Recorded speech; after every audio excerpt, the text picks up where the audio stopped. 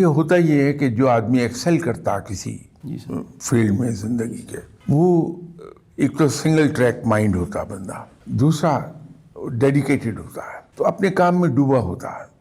اس process میں اس کی زندگی کے دوسرے پہلو سب کے سب اگنور ہو جاتے ہیں. یہاں پہ انسان کو ایک بیلنس قائم کرنا چاہیے. میں اکثر بیشتر ایک ایگزامپل دیا کرتا ہوں کہ آپ صلی اللہ علیہ وسلم اللہ کے آخری نبی تھے، آخری پیغمبر تھے، آخری رسول تھے، آج بھی ہیں. ان کے سامنے ایک پہاڑ جیسا ٹاسک تھا کہ اللہ کا پیغام اس کی مخلوق تک پہنچا دیا جائے، جو انہوں نے بڑے آسان طریقے سے کیا بھی ہے. لیکن اگر ہم ذرا سے غور سے دیکھیں آپ صلی اللہ علیہ وسلم کی زندگی کو، تو کسی پہلو سے کہیں کمی نہیں نظر آئے گی. بہت اچھے باپ، بہت اچھے شوہر، بہت اچھے رشتہ دار، بہت اچھے دوست، بہت ہی اچھے جج، بہت اچھے سپہ سالار. زندگی کا کوئی پہلو ایسا نہیں جہاں کوئی کمی ہو.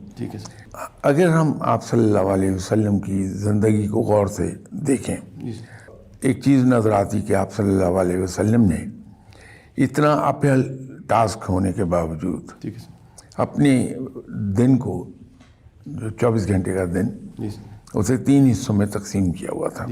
کہ پہلے 8 گھنٹے امور مملکت، فارن ڈیلیگیشنز اور صحابہ کرام، ان کے لیے مختص تھے. اس سے اگلے 8 گھنٹے فیملی لائف کے لیے مختص تھے، اور اس سے اگلے 8 گھنٹے آرام کے اور عبادات کے تھے. بیوٹی یہ تھی کہ وہ ایک دوسرے کو اوور لیپ نہیں کرتے تھے.